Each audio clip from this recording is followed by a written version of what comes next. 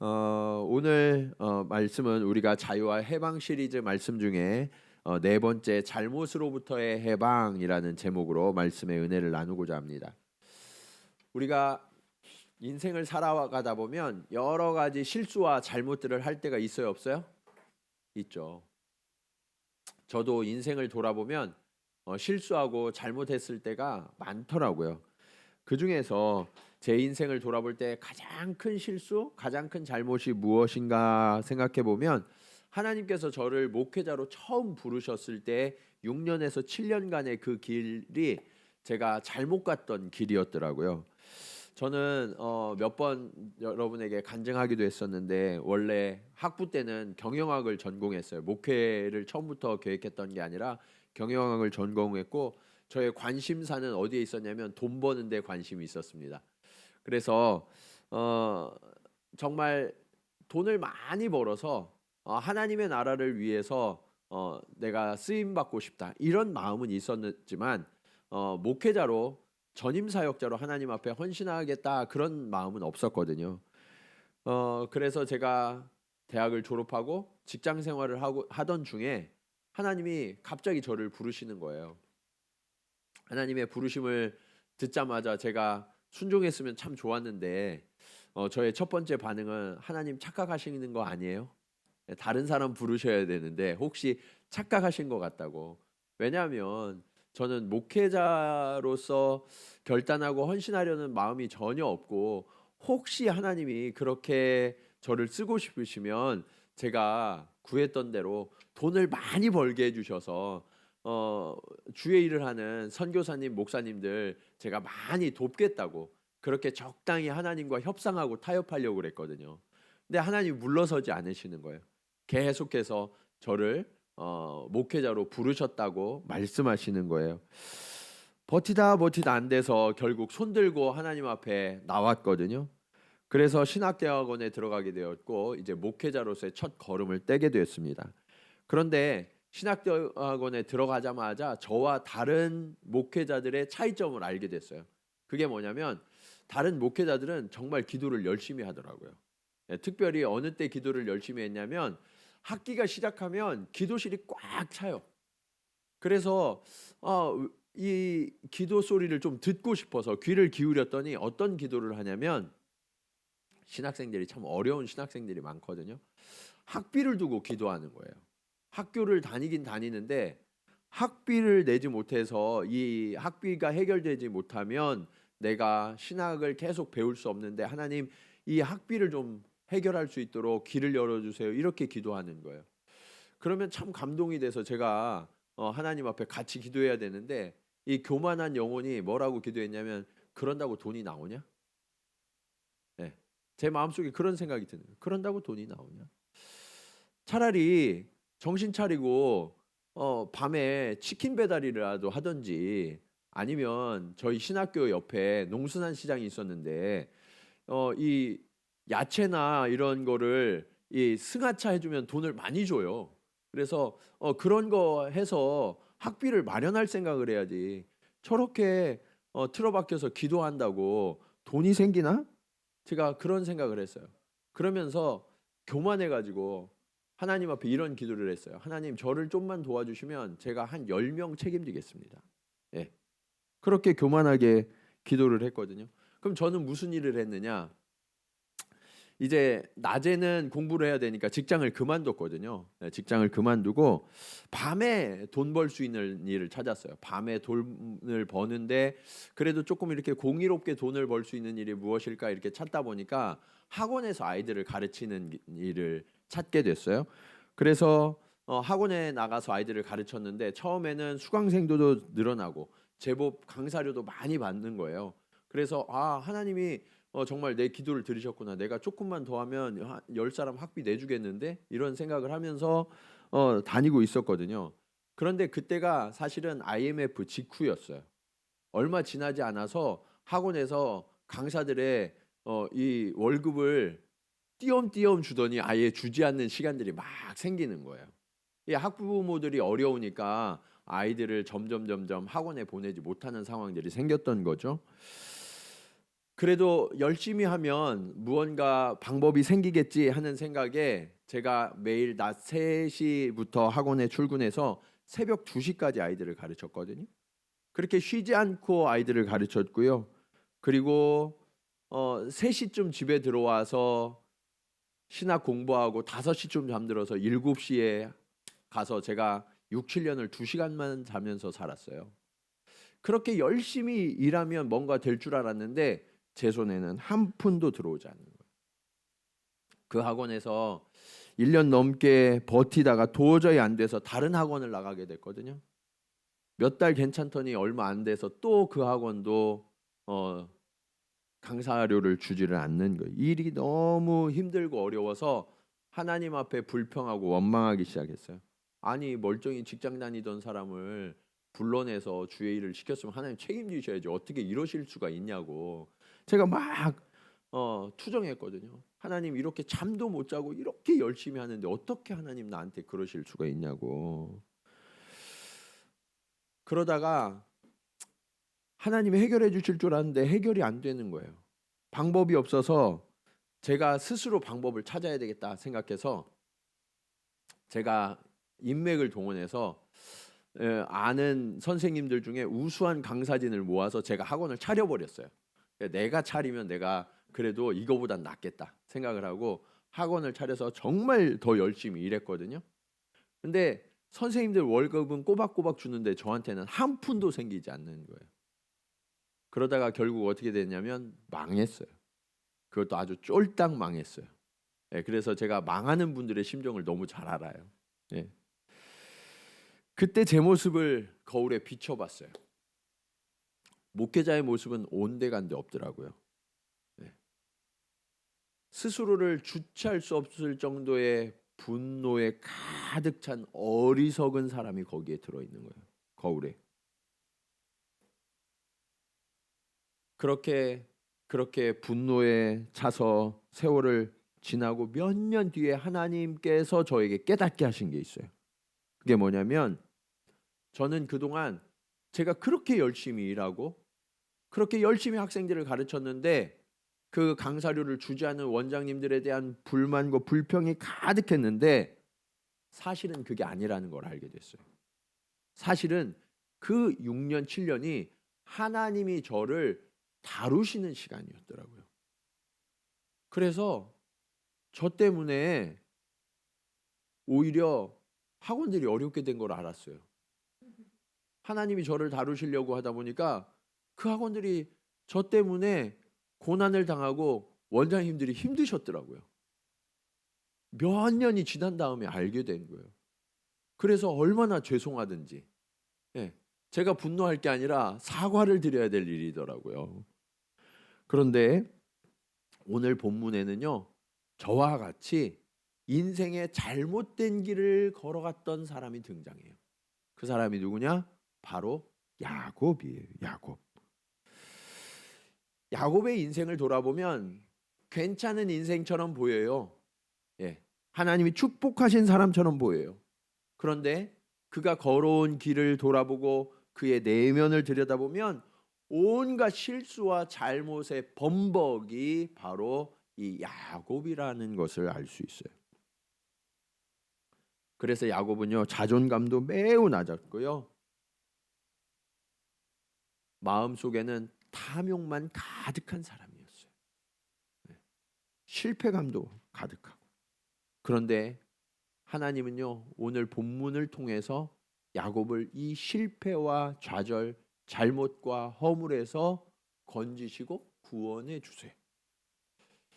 우리가 인생길을 잘못 갈 때 우리는 자칫 실패하고 낙심하고 좌절하고 때로는 분노할 수 있어요.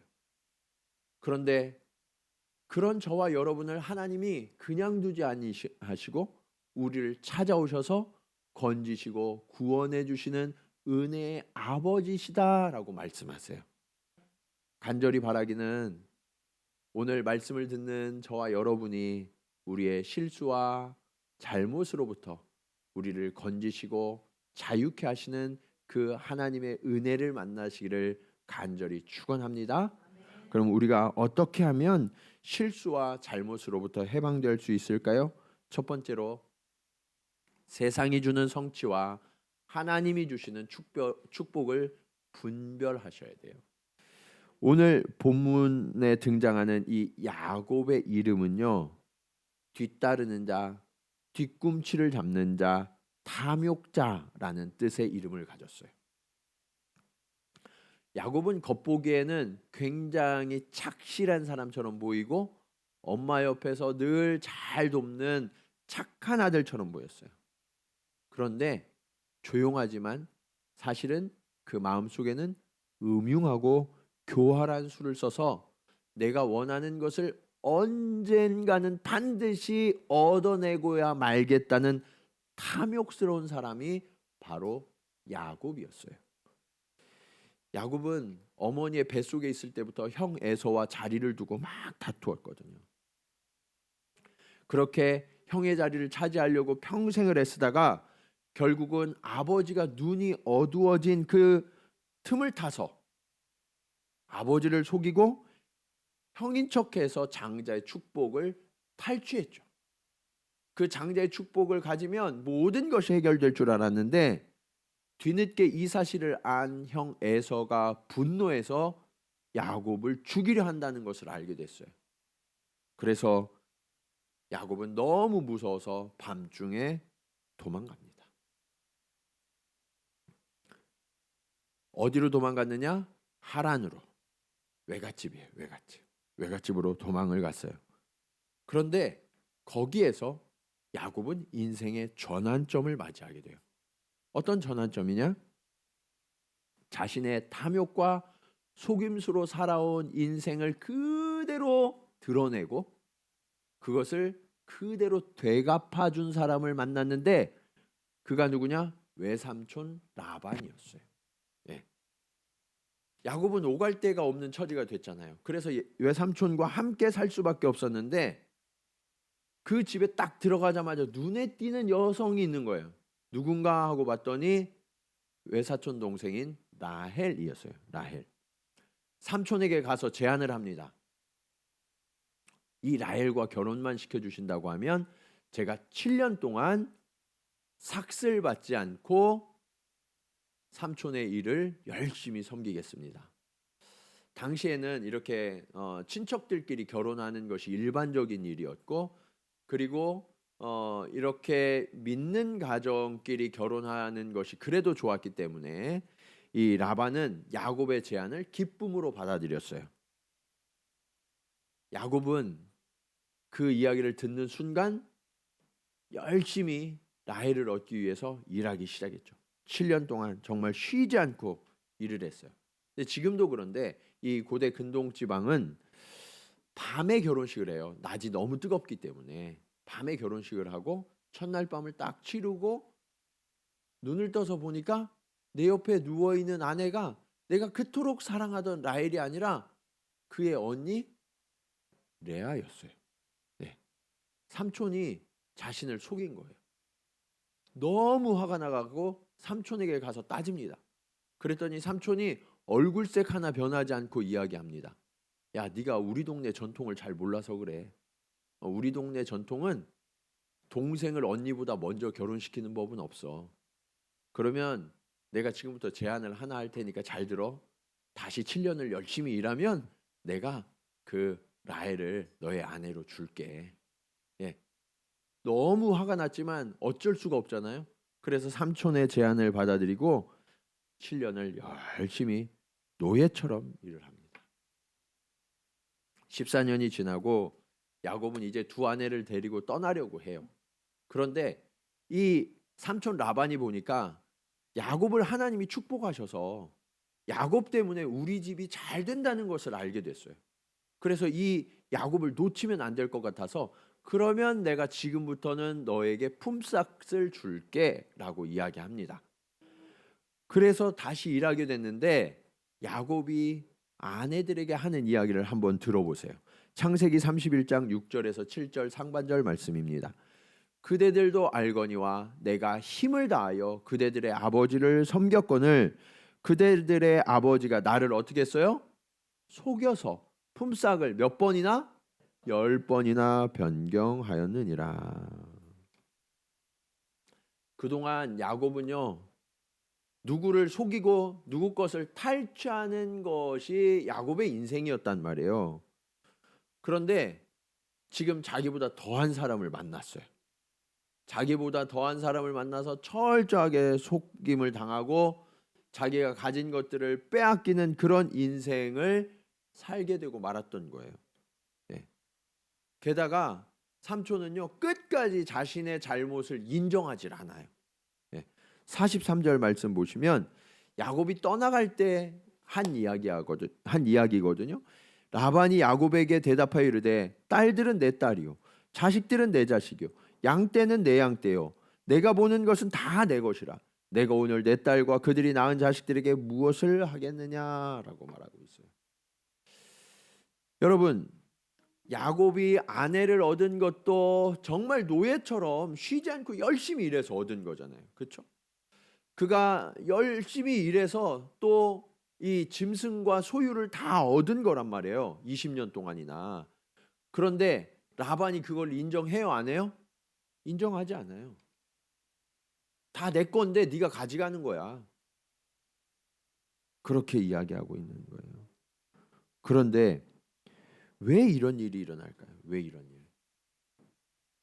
야곱이요, 아버지를 속이고 형의 장자권을 탈취할 때도 자기의 잘못을 인정하지 않았거든요. 끝까지.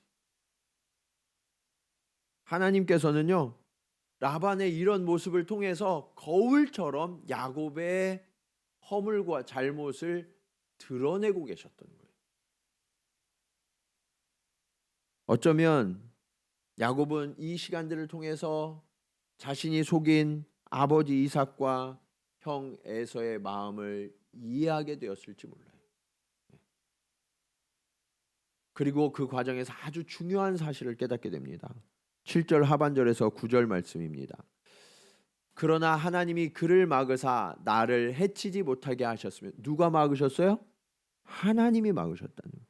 그가 이르기를 점 있는 것이 내 삭시 되리라 하면 온 양떼가 낳은 것이 점 있는 것이요 또 얼룩무늬 있는 것이 내 삭시 되리라 하면 온 양떼가 낳은 것이 얼룩무늬 있는 것이니 하나님이 이같이 그대들의 아버지의 가축을 빼앗아 내게 주셨느니라.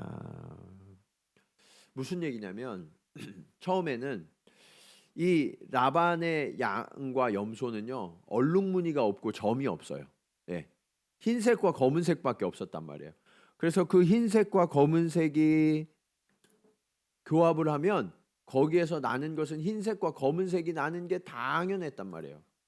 그래서 뭐라고 야곱이 제안했냐면 점 있는 것이나 얼룩진 것이 나면 저에게 주십시오. 그거는 별로 확률이 없는 얘기니까. 라반이 그래 하고 흔쾌히 받았단 말이에요. 그런데 웬걸? 둘이 교합을 해서 새끼를 낳으면 점이 있고 얼룩진 것만 나오는 거예요. 그래서 라반이 너무 화가 나가지고 그걸 다 줄 수는 없어. 점 있는 것만 가져. 그러면 하나님이 도와주셔서 점 있는 것만 나오고, 또 조건을 바꿔서 아니 얼룩진 것만 가져. 그러면 또 얼룩진 것만 나오고. 그것을 10번이나 바꿨지만 하나님께서 계속해서 야곱의 양들과 염소가 불어나게 하셨다는 거예요. 예. 이 사실을 통해서 야곱이 깨달아요. 그동안 내가 수단과 방법을 가리지 않고 거짓과 속임수를 다해서 얻으려고 할 때는 내가 아무것도 얻을 수 없었는데 하나님이 내게 축복하신 것만 내게 남게 되는구나 하는 것을 깨닫게 된 거예요. 만일 야곱이 이 외삼촌 라반을 만나지 않았더라면 이 사실을 깨달을 수가 없었을 거예요. 그런데 나보다 더한 사람, 나보다 더 사기꾼 같고 나보다 더 교활하고 나보다 더 많이 마음을 변경하는 이 라반을 만나서, 끝까지 뉘우치지 않는 이 라반을 만나서 그때 비로소 내 자신이 바로 이런 사람이구나 하는 것을 깨닫게 된 거예요. 사랑하는 여러분, 우리가 인생을 살아오면서 우리도 잘못을 하고 우리도 허물을 갖게 되는데요. 거기에서 벗어나 자유하게 되려면 어떻게 해야 되냐면 내 모습을 직면해야 돼요. 그런데 우리는 대부분 인정을 잘 해요, 안 해요? 잘 안 해요. 잘 하지 않아요. 그것을 쉽게 알 수 있는 부분이 있어요. 여러분 여기 부부들이 있으시잖아요. 부부 싸움할 때 아내가 남편이 지적해주면 그게 잘 수긍이 돼요, 안 돼요? 네? 수긍 안 하잖아요. 그렇죠? 네. 인정이 안 돼요. 우리는 어떻게 해서든지 변명하고 어떻게 해서든지 회피하고 피하려고 하죠. 직면하지 않으니까 그 문제가 해결되지 않는 거예요. 우리의 허물과 잘못도 마찬가지예요. 하나님이 보실 땐 이게 반드시 해결돼야 되는 문제인데 우리가 계속해서 회피하고 계속해서 덮으려고만 하니까 그게 해결되지 않아요. 그래서 하나님이 어떻게 하냐면 더 이상 도망칠 수 없도록 라반과 같은 사람을 만나게 하시는 거예요. 여러분 혹시 여러분의 인생에 내가 이 인간을 왜 만나서 이런 고생을 할까 하는 사람 있으세요? 네. 그 사람은 나한테 꼭 필요해서 하나님이 보내신 사람이에요. 이해되셨어요? 왜냐하면 그 라반이 있어야 야곱이 깨닫거든요. 그래서 여러분 이제는 내 욕심과 탐욕으로 세상의 것을 얻으려고 하는 것이 아니라 하나님이 주시는 축복을 바라볼 수 있는 시선을 달라고 기도하셔야 돼요. 네. 그때 비로소 우리는 문제로부터 벗어나는 첫 번째 발걸음을 떼게 되는 거예요. 이제 두 번째 발걸음으로 내딛고자 합니다. 우리가 잘못과 실수로부터 해방되려면 언약을 증거로 삼으셔야 돼요. 뭐를 증거로 삼으셔야 돼요? 언약을 증거로 삼으셔야 돼요. 삼촌 라반의 집을 야곱이 떠나기 직전까지 야곱이 살아갔던 이유는 세상의 부유함과 사람들이 주는 권리와 혜택을 따라다녔어요. 네. 아버지 이삭의 집에 살 때에는 어떻게 해서든지 형이 가진 그 장자권을 내 거로 만들기 위해서 그것을 위해서 살았고요. 외삼촌 라반의 집에 가서는 어떻게 해서든지 예쁜 아내 얻고 어떻게 해서든지 부유해지기 위해서 살았던 거예요. 예. 그러면서 자기 자신을 극도의 치열한 삶으로 밀어넣어요. 창세기 31장 40절 말씀입니다. 같이 한번 읽을까요? 자, 시작.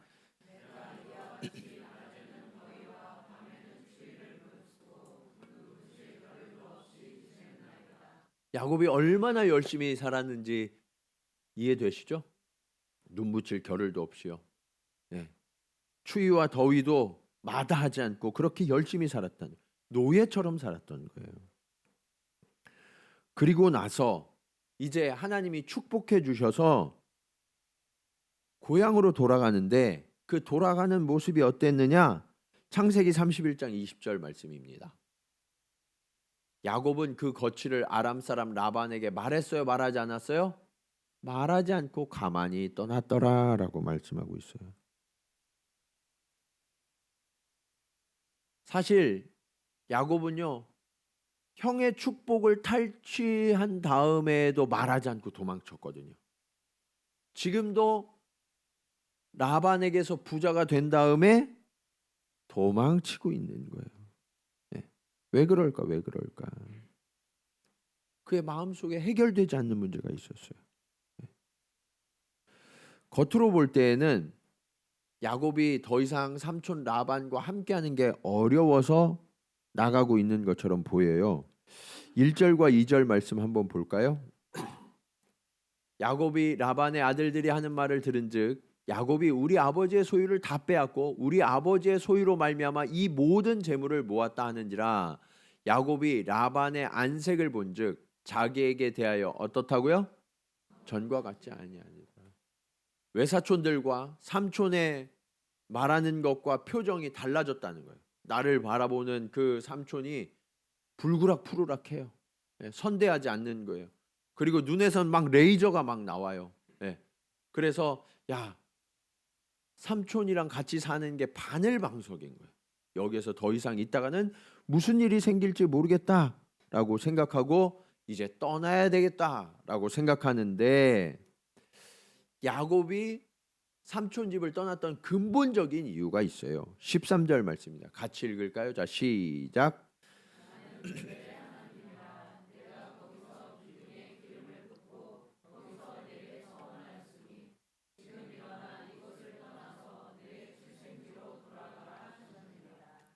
야곱이요 삼촌 집을 떠날 때 집안의 그런 분위기가 적대적이기만 해서 떠난 게 아니라 근본적으로 그가 떠났던 이유가 바로 이거예요.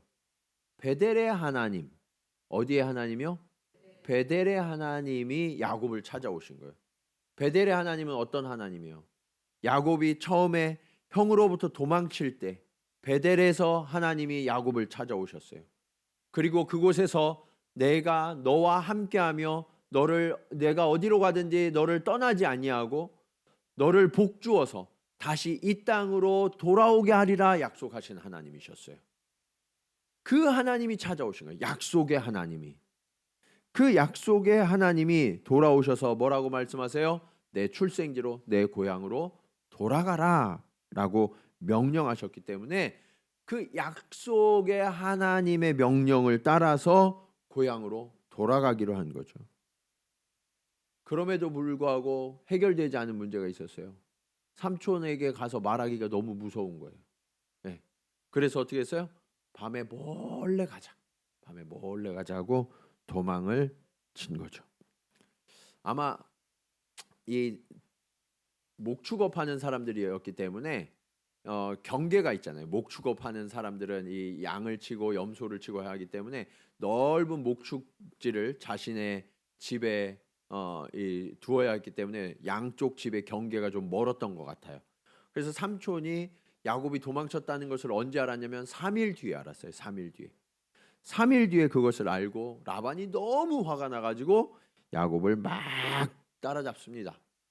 그런데 따라잡기 바로 직전에 하나님이 라반을 찾아오세요. 그래서 뭐라고 말씀하시냐? 너 야곱을 만나면 선악간에 아무것도 묻지 말아라. 무슨 얘기예요? 옳고 그름을 따지지 말아라 라는 얘기예요.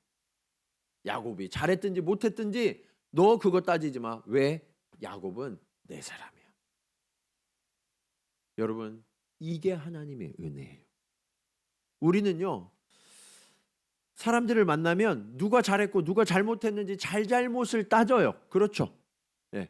심지어는 사랑하는 아내와 남편도 누가 잘했는지 잘못했는지 따져요, 안 따져요? 따지죠. 애들한테도 따져요, 안 따져요? 따져요. 그런데 성경은 뭐라고 말씀하시냐? 사랑은 허다한 죄를 덮느니라 라고 말씀하세요. 들추는 게 아니라 덮어준다. 하나님이 지금 그렇게 야곱의 편에 서서 완전히 편애하고 계시는 거예요. 편애하고. 야곱은 내 사람이니까 너 건드리면 안 돼. 잘했고 잘못했고도 따질 필요가 없어 라고 하나님이 경고하시는 거예요. 결국 라반이 야곱을 찾아오지만 아무것도 따지지 못해요. 그리고 야곱과 이 삼촌 라반 사이에 경계의 비석을 세웁니다. 그 돌무더기를 세워요. 그래서 언약을 세웠어요. 언약을. 48절에서 49절 말씀 보실까요? 라반의 말에 오늘 이 무더기가 너와 나 사이에 증거가 된다 하였으므로 그 이름을 갈레앗이라 불렀으며 또 미스바라 하였으니 이는 그의 말에 우리가 서로 떠나 있을 때에 여호와께서 나와 너 사이를 살피시옵소서 함이라. 여러분, 이제 야곱과 삼촌 라반 사이에는요 언약이 세워진 거예요. 그리고 이 돌을 기점으로 해서 서로 넘어갈 수 없는 경계가 생겼어요. 그런데 여러분 한번 생각해 보세요. 야곱의 입장에서 삼촌 라반이 믿을 만한 사람이에요, 아니에요? 아니죠. 네, 믿을 만한 사람이 아니에요. 그러면 입장을 바꿔놓고 한번 생각해 보자고요. 야곱은 믿을 만한 사람인가요? 야곱도 믿을 만한 사람이 아니에요. 그런데 이 돌무더기 세워놓고 우리 서로 넘어가지 말자라고 했다고 그래서 그 경계를 서로 침범하지 않겠다는 것을 사람들이 믿을 수 있을까요? 없을까요? 없죠. 그게 우리의 모습이에요. 하나님은요, 지금 이 사건을 통해서 무엇을 말씀하시냐면 사람으로서는 서로 신뢰할 수 없다는 것을 말씀하세요. 여러분, 여러분이 서로 다툴 때, 부부가 서로 다툴 때 뭐라고 하세요? 당신 지난번에도 그러더니 이번에 또 그랬어. 그러잖아요. 그렇죠? 그 얘기는 뭐예요? 당신 못 믿어. 이 얘기거든요. 네. 우리는 서로 믿을 수 없는 존재들에 불과해요. 네. 그런데 하나님이 이렇게 서로 속이고 속고 하는 이 사이에 개입하셔서 내가 언약의 증인이 되어 주시겠다라고 말씀하시는 거예요. 그래서 여러분, 우리는 그 사람을 믿을 수 없지만 그 사람의 보장이 되어 주시는 하나님을 믿고 약속을 맺는 거예요. 이해되셨어요? 네. 이제 우리는 내 삶의 근거가 이전에는 거짓과 속임수, 탐욕이었단 말이에요. 그런데 이제는 내 삶의 근거를 그런 거짓과 속임수가 아니라 약속과 신뢰로 바꿔야 돼요.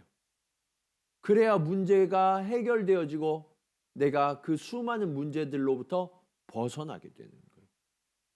여러분, 누군가를 미워하면 내 마음이 천국일 수 있어요? 없죠.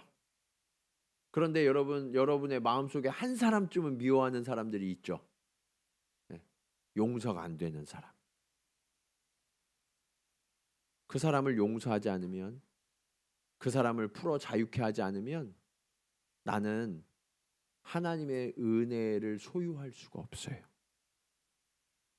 그래서 우리는 어떻게 해야 되냐면 그 사람 자체는 믿을 수 없는데 하나님이 우리 사이에 증거를 세우셨음을 믿으면서 이제 내 인생을 바꿔야 돼요. 불신앙과 의심으로부터 이제는 신뢰와 약속을 기반한 인생으로 내 인생을 전환하셔야 되는 거예요. 그러면 내 인생이 신뢰할 만해져요. 나 때문에 신뢰할 수 있는 게 아니라 내 인생의 주관자 되시는 하나님이 나와 함께 하시기 때문에. 우리 가정도 신뢰할 만해요. 우리 남편이 믿을 만해서 그런 게 아니에요. 우리 아내가 믿을 만해서 그런 게 아니에요. 우리 자녀들이 믿을 만해서 그런 게 아니에요. 우리 남편과 아내와 자녀의 하나님이 신실하신 분이기 때문에 그분을 신뢰하기 때문에 우리 가정이 신뢰를 기반으로 할 수 있게 되는 거예요. 이해되셨어요? 네. 교회도 마찬가지예요. 성도와 목회자가 사람 대 사람으로 만나선 서로 신뢰할 수 없어요. 그러나 하나님이 우리의 주인 되시고 하나님이 우리의 인도자가 되시기 때문에 그 하나님은 실수하세요, 안 하세요? 실수하지 않으세요. 가장 좋은 것으로 우리를 이끌어 가실 것을 신뢰하기 때문에 우리는 성도의 관계, 목회자와 성도와의 관계 속에서 서로를 신뢰하면서 나아갈 수 있는 거예요. 여러분, 이렇게 우리의 잘못과 실수로부터 해방되려면 이제부터 하나님의 언약을 근거로 하는, 그래서 그 약속을 신뢰하는 삶으로 우리의 근거를 바꾸셔야 돼요. 간절히 바라기는 오늘 저와 여러분의 삶 가운데에도 이 베델의 하나님이 찾아오셔서 미스바의 언약을 세우는 은혜가 있기를 간절히 축원합니다. 자, 잘못과 실수로부터 해방되려면 어떻게 해야 할까요? 마지막으로 그 약속의 지경 안에 거하셔야 돼요. 우리가 실수하고 잘못한 여러 가지 이유들이 있지만 그 중에 하나는 우리 삶의 경계가 불분명할 때 우리가 실수해요. 그리고 경계가 분명하지만 그 경계를 함부로 넘어갈 때 우리는 실수하고 잘못하는 경우가 많이 있어요. 52절 말씀을 볼까요? 이 무더기가 증거가 되고 이 기둥이 증거가 되나니 내가 이 무더기를 넘어 내게로 가서 해하지 않을 것이요 내가 이 무더기 이 기둥을 넘어 내게로 와서 해하지 아니할 것이라. 이 약속을 한 순간부터 야곱과 라반의 경계가 아주 명확해졌겠죠. 이때부터 야곱은요 경계를 넘지 않는 삶을 살게 된 거예요. 그런데 여러분 사실은요 이 경계가 이전부터 있었다는 것을 우리가 알아야 돼요. 야곱의 할아버지가 누구예요? 그렇죠, 아브라함. 이 아브라함이요 75세에 하나님의 부르심을 받아서 하란 땅을 떠나왔거든요. 하란 땅을 떠나올 때 하나님이 뭐라고 말씀하셨냐면 본토 친척 아비 집을 떠나라고 명령하셨어요. 되돌아가지 말라고 명령하신 거예요. 그래서 나중에 아들의 며느리를 그 리브가를 구할 때도 하란에서 구했거든요. 이 라반의 동생이거든요. 그런데 이 리브가를 데려올 때에도 아브라함 자신이 가거나 아들 이삭을 보내질 않았어요. 창세기 24장 6절 말씀 보실까요? 아브라함이 그에게 이르되 내 아들을 그리로 데리고 돌아가지 아니하도록 하라. 아브라함은요 경계가 분명했어요. 하란 땅으로 돌아가면 안 된다는 것을 알고 있었다는 거예요. 이삭도 그것을 알고 넘어가지 않았던 거예요. 그런데 야곱은 어떻게 했어요? 하나님이 그어주신 경계와 한계를 내 맘대로 넘어갔던 거예요. 그래서 그는 20년이라는 그 오랜 세월을 고통과 고난의 세월을 살게 된 거죠. 우리는 경계나 한계가 없는 것을 자유라고 생각해요. 그렇지만 여러분 자유에는 뭐가 따라요? 책임이 따르죠. 자유에는 책임이 따라요. 그래서 무한한 자유는 존재할 수가 없어요. 예. 특별히 그리스도인들에게는 하나님이 무거운 책임을 물으세요. 그래서 진정한 자유를 누리려면 어떻게 해야 하느냐? 경계와 한계를 잘 지켜야 돼요. 이 경계와 한계를 하나님이 또 다른 이름으로 우리에게 가르쳐 주시는데 그게 뭐냐? 질서예요. 질서. 만일 야곱이 하나님의 방법과 때를 기다리면서 자식으로서의 경계, 동생으로서의 경계, 하나님이 주신 땅의 경계를 넘지 않았더라면 어떻게 됐을까요? 고생하지 않았겠죠. 하나님이 약속하신 그 은혜를 그대로 누렸을 거예요. 그런데 그는 자신의 탐욕 때문에 형의 뒤를 잡아버렸어요. 그래서 가정의 질서가 파괴되고요. 하나님께서 주신 축복의 땅의 경계를 넘어가 버리니까 더 이상 축복이 그를 따르지 않고 저주가, 고통이 그를 지배했던 거죠. 하나님은요 지금 야곱에게 그런 경계와 한계, 질서를 가르쳐 주시는 거예요. 여러분 우리가 살아가는 데에도 하나님이 정하신 경계와 한계와 질서가 있어요. 하나님은요 우리의 그 경계와 한계를 가정을 통해서 제일 먼저 가르쳐 주세요. 아버지는 아버지의 질서가 있어요. 어머니는 어머니의 질서가 있고요. 자녀는 자녀의 질서가 있어요. 부부도 남편의 질서, 아내의 질서가 있어요. 형의 질서, 동생의 질서가 있어요. 그 질서를 배우지 못하면 우리는 하나님의 축복을 제대로 누릴 수가 없게 돼요. 우리가 이 질서를 무너뜨리고 그 경계를 넘어뜨리는 이유가 뭐냐? 우리의 탐욕 때문이라는 거예요. 사랑하는 여러분, 그리스도인은 하나님이 세우신 그 질서와 경계를 명확히 해야 돼요.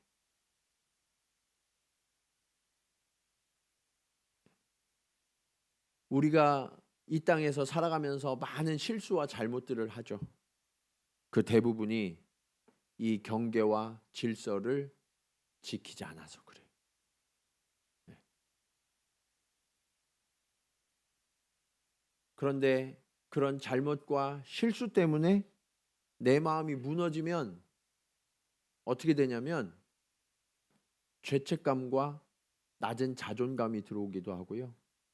반대로 원망과 불평과 분노가 내 마음을 자리 잡기도 해요.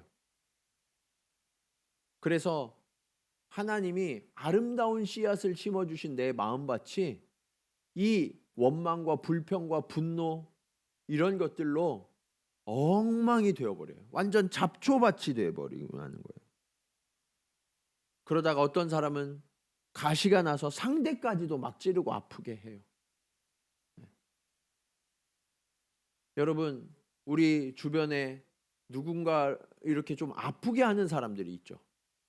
그 왜 그러냐면 그 마음밭이 엉망이어서 그런 거예요.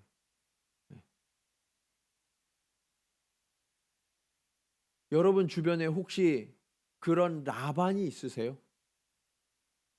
아, 내가 하필 저 사람을 만나서 내 인생은 왜 이렇게 힘이 들고 고단할까? 그런 한 사람이 떠오르세요? 하나님이 왜 라반을 나에게 보내셨을까요? 그것은 바로 내가 야곱이기 때문이에요.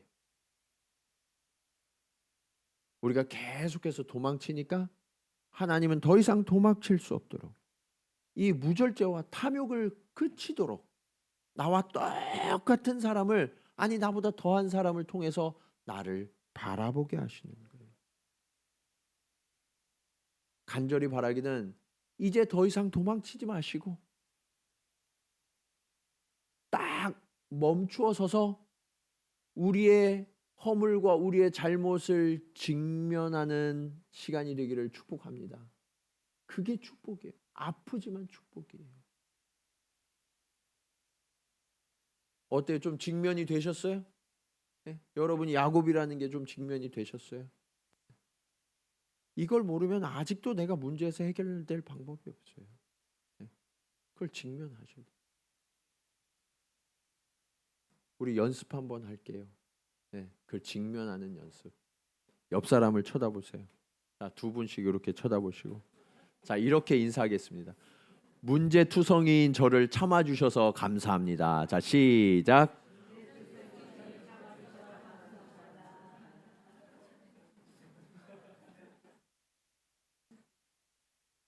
여러분, 우리는 문제투성이에요. 그거를 인정해야 돼요. 네. 여기서부터 문제를 벗어나게 되는 거예요. 네. 그리고 나의 탐욕과 나의 거짓으로 얻는 것이 아니라 하나님의 정하신 경계와 하나님의 질서를 따라 하나님이 내게 주시는 것이, 그게 축복이에요. 그게 축복. 그것을 따라가는 삶이 복된 인생이고 그것이 진정한 크리스찬의 삶인 거예요.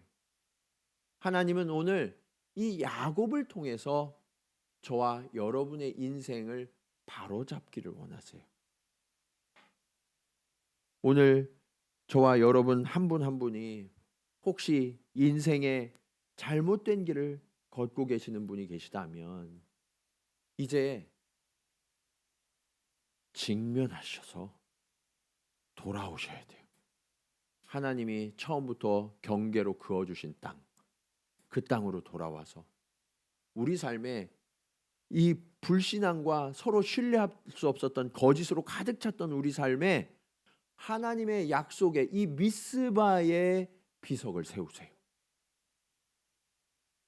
그래서 이제 우리 삶이 서로 못 믿고 서로 의심하는 것이 아니라 서로 신뢰하고 서로 믿어주면서 약속을 기반으로 한 삶으로 바꿔가셔야 돼요.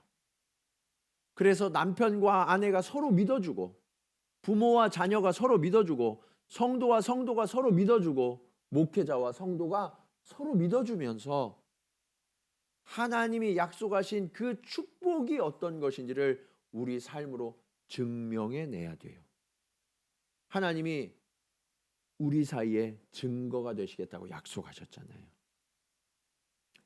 사랑하는 여러분, 나는 내 자신도 믿을 수가 없어요. 그렇죠? 네. 저도 여러분을 볼 때마다 감사한 게 있어요. 이렇게 문제투성이인 목회자를 여러분이 참아주셔서 얼마나 감사한지. 네. 우리가 그렇게 인정할 수만 있다면 우리 안에 하나님이 일하세요. 네. 그리고 문제를 벗어나도록 도와주세요. 네.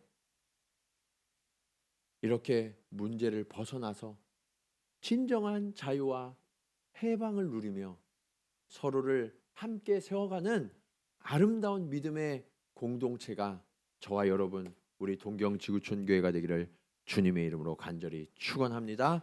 우리 말씀을 기억하면서 함께 찬송으로 고백하기 원합니다.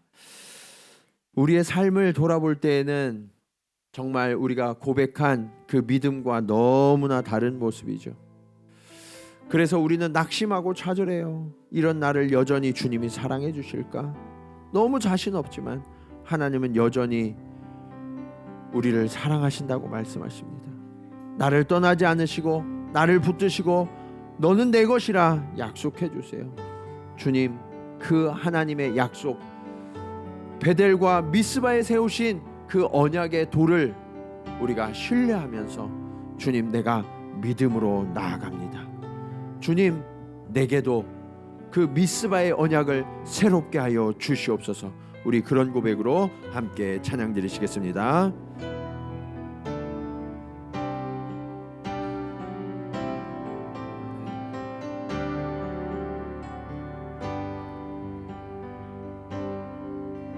믿음과 삶을 살아내는 실력이 너무나 다른 내 모습을 볼 때에 이 모습도 주가 사랑하실까? 자신 없는 내 모습 그저 주님 앞에 있네. 나 같은 자도 사랑하여 주시고 한 번도 나를 떠나지 않으셨네. 아픔 속에 주를 작게 여긴 날 꾸짖지 않으시고 내 손 잡아주시네. 오직 주님 안에 두려움 없네. 고난을 통해 날 만드심을 믿네. 주님만이 내 모든 것 대신에 주의 강한 손 날 붙드시네. 오직 주님 안에 소망 있네. 내 삶을 통해 영광 받으실 주님, 주님만이 내 모든 것 대신에 주의 선하심 나 노래하. 오직 주님 안에 오직 주님 안에 소망 있네. 내 삶을 통해 영광 받으실 주님, 주님만이 내 모든 것 대신에 주의 선하심 나 노래하. 주의 선하심 나 노래하네.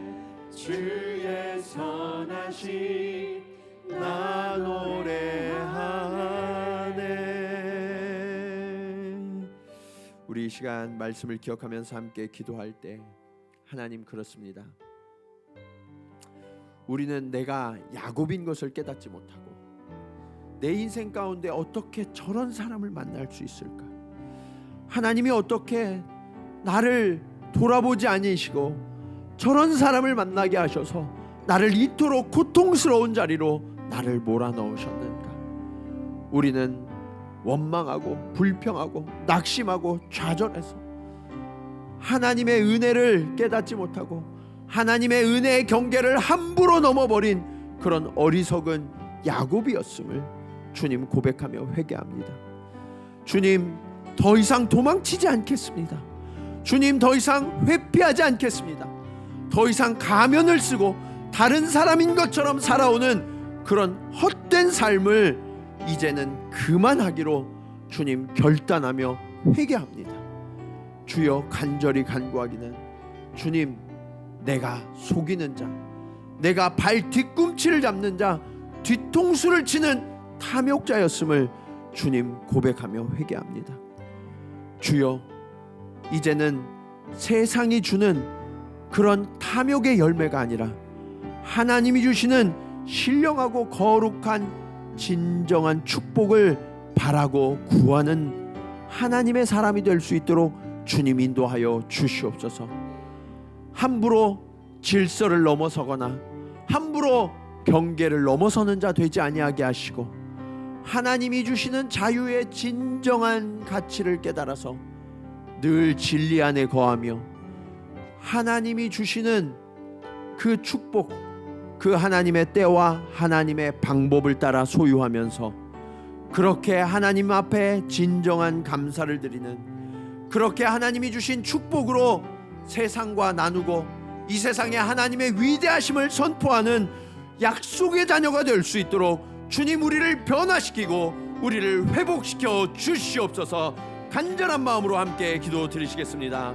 할렐루야. 아버지 하나님, 은혜를 감사합니다. 아버지 하나님, 오늘 우리의 삶을 돌아볼 때 아버지 하나님, 내가 깨어지고 아버지 하나님, 내가 무너지고 이렇게 문제투성이의 삶을 살게 된 것은 아버지 하나님, 내가 야곱이기 때문임을 주님 이제서야 깨닫습니다. 주님, 더 이상 도망치지 않겠습니다. 주님, 더 이상 회피하지 않겠습니다. 주님, 더 이상 가리지 않겠습니다. 주여, 간절히 간구하오니 우리의 거짓과 우리의 탐욕이 주님 앞에서 드러나게 하시고 아버지 하나님, 진정한 회개와 진정한 아버지 하나님 회복을 누릴 수 있도록 주님 인도하여 주시옵소서. 아버지여, 간절히 간구하오니 주의 자녀들 한 사람 한 사람에게 아버지 하나님 깨닫고 직면하는 은혜를 허락하여 주시사 오늘이 회복의 출발점이 될 수 있도록 주님 인도하여 주시옵소서. 아버지 하나님, 이제는 하나님의 언약을 근거로 살기를 원합니다. 아버지 하나님, 나 자신을 믿을 수 없지만 하나님의 약속은 신뢰할 만합니다. 아버지 하나님, 우리의 사람들은 서로 바라보아도 신뢰할 수 없지만 하나님의 함께하심으로 말미암아 우리는 온전케 되며 하나님의 약속이 이루어질 것을 믿습니다. 아버지여, 그 약속을 근거로 하나님의 질서를 근거로 주님 살아갈 수 있도록 주님 도와주시고 그렇게 하나님이 지어주신 경계 안에서 참된 회복과 참된 사랑을 누릴 수 있도록 주님 역사하여 주셔서 아버지 하나님, 우리의 가정이 회복되며 우리의 산업이 회복되어지며 우리의 자녀들이 회복되어지며 몸된 교회가 회복되어지며 이 땅이 회복되어질 수 있도록 주님 역사하여 주시옵소서.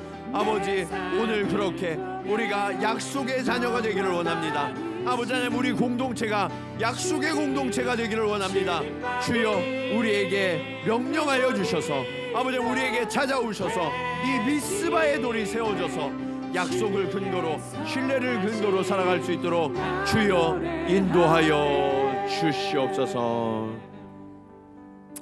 사랑의 주님, 오늘 우리가 그 탐욕스런 거짓으로 가득한 야곱임에도 주님, 나는 그렇지 않은 척, 나는 거룩한 척 가면을 쓰고 살아왔음을 주님 고백하며 회개합니다.